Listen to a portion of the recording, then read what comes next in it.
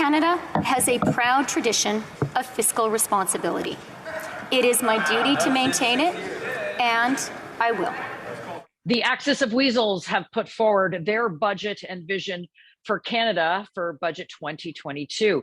Hello, I'm Adrienne Batra. With me are Warren Kinsella and Brian Lilley. Well, Warren, you dubbed them the Axis of Weasels. Whose budget was this, Jagmeet Singh's or Justin Trudeau's? It was Prime Minister Singh's budget. And in fairness to Trudeau and Freeland, they couldn't have cooked up this backroom Axis of Weasels deal with Singh, and then at the very first opportunity turned their back on him. So they gave him what he wanted: taxes on the rich and dental care, national program, and this and that and the other thing. But really what I felt the budget didn't do was address the main things that Canadians are preoccupied with right now, which is COVID, which is the war in Europe, right? And which is inflation.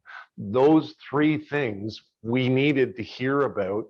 And Chrystia Freeland and Prime Minister Singh didn't speak about it. Well, Brian, the finance minister repeatedly said how fiscally responsible. I lost count how many times she said fiscally responsible. This budget is a fiscally responsible budget. I think the minister and I and millions of Canadians have a very different definition of what fiscally responsible is or isn't.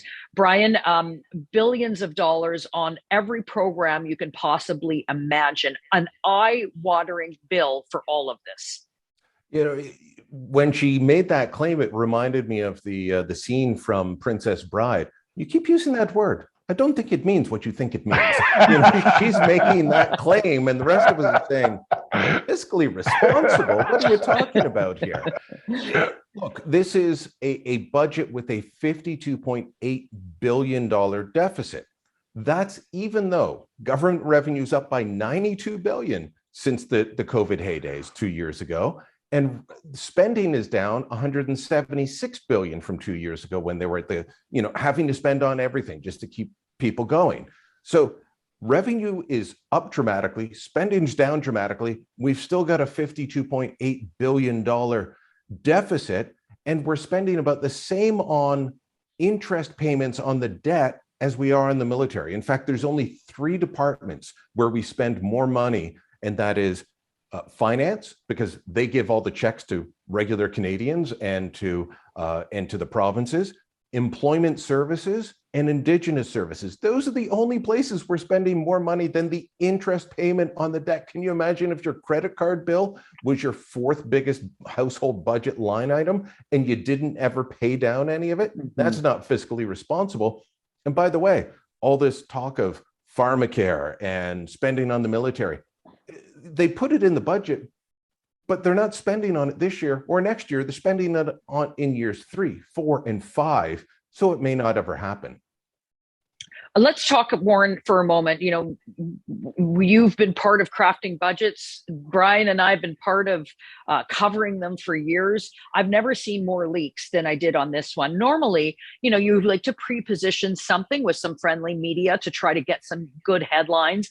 But this, we knew exactly what was coming well in advance of the document actually being tabled in Parliament. But their big signature piece they wanted everybody to walk away with was housing. All about housing. There were so many plans and programs and pieces of legislation that they're planning on instituting over the course of the next few weeks, just to focus on that, Warren, including one aspect, and that has to do with a tax-free account for those under 40 to save enough money.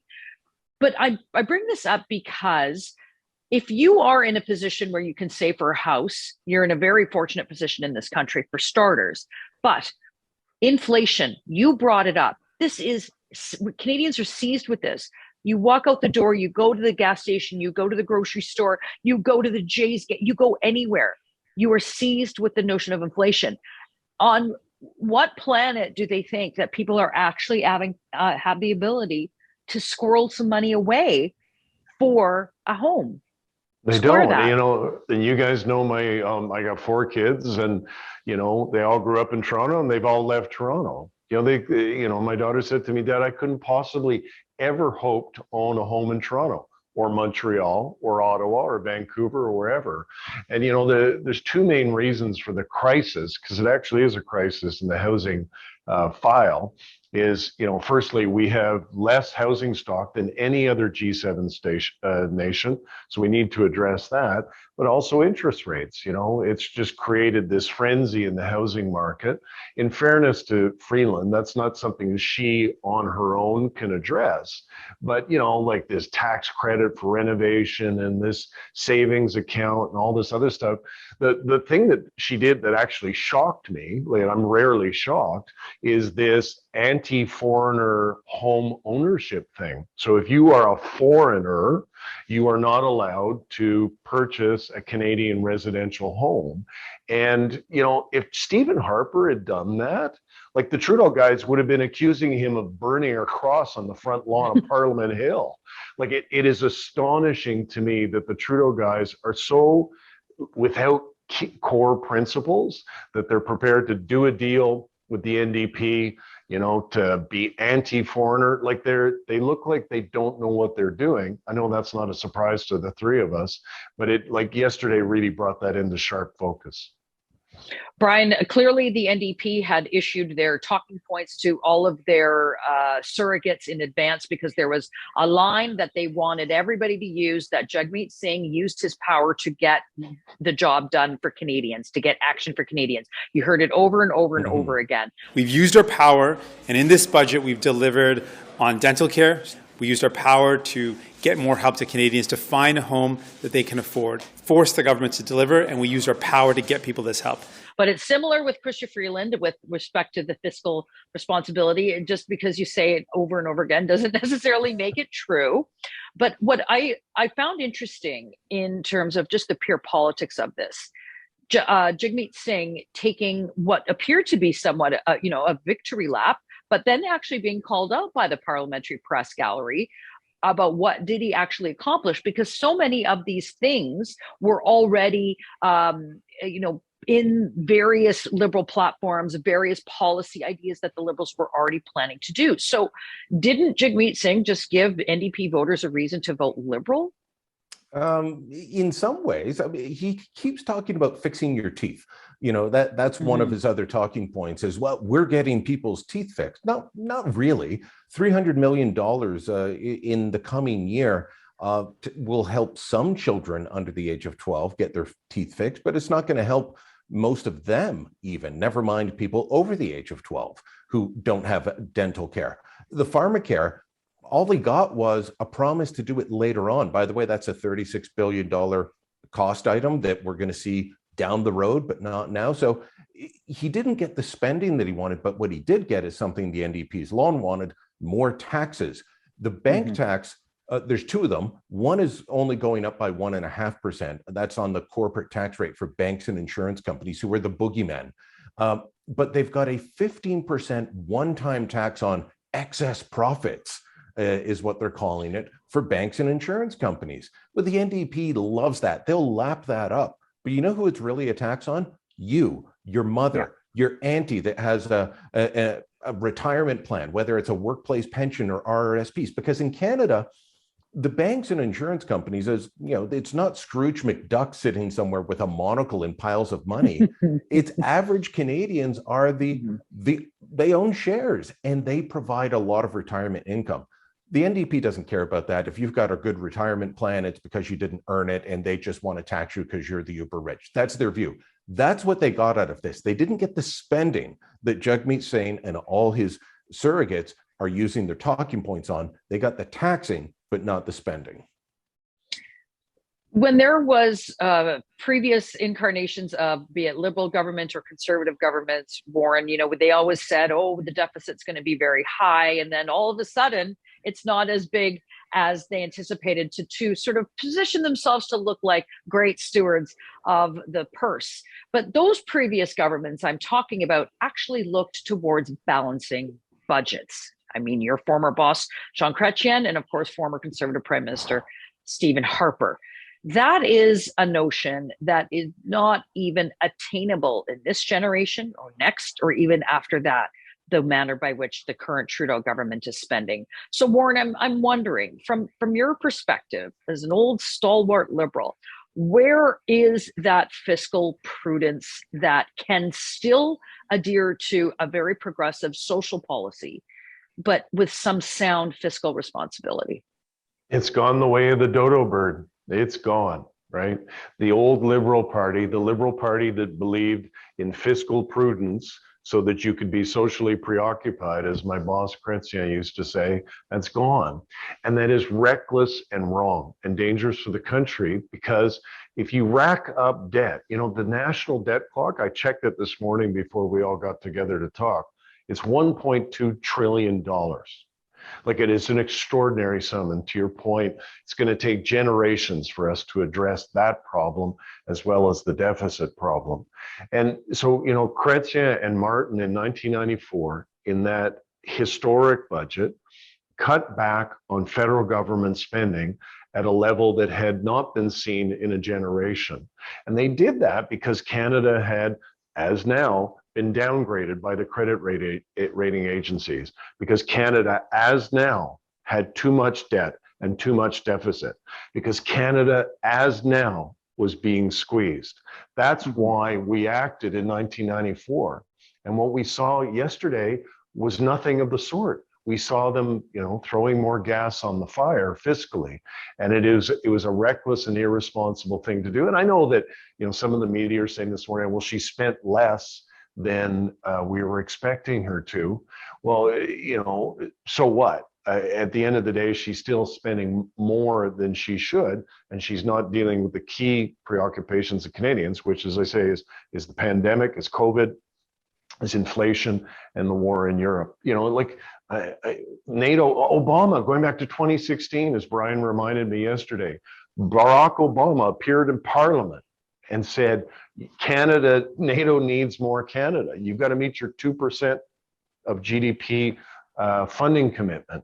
And even yesterday, even with a war in Ukraine against an ally of Canada, she still couldn't do it. And you know, that's shameful.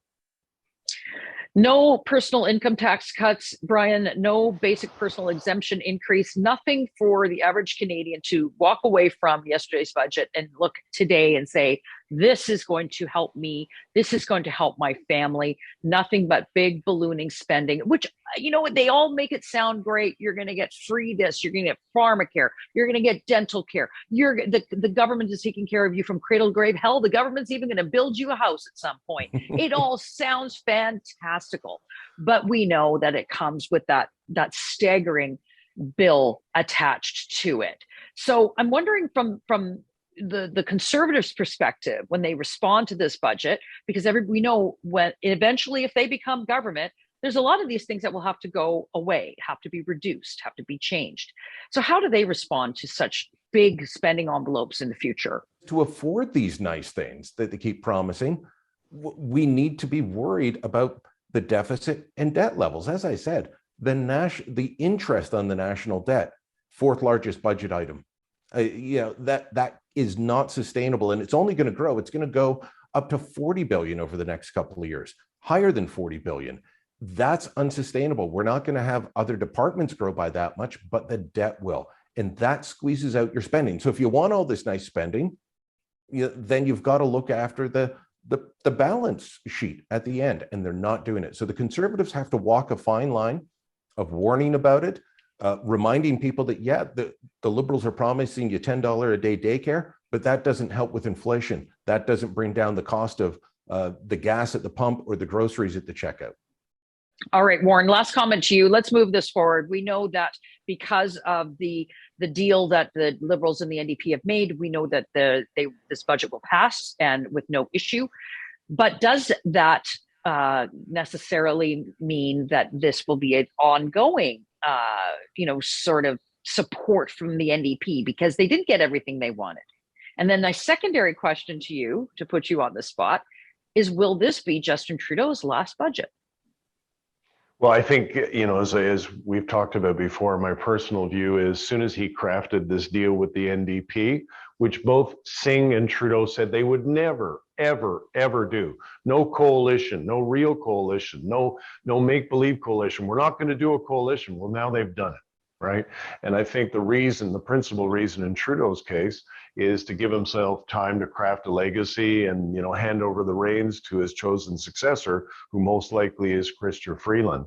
But, to your earlier question to Brian, I think that if I was being a strategist for the Liberal Party again, this creates a huge opportunity for the Conservative Party, because all that Poilievre or Charest or whoever becomes leader needs to do is just say, look, whatever these guys are doing over here, we're not going to do it. We don't think that's appropriate.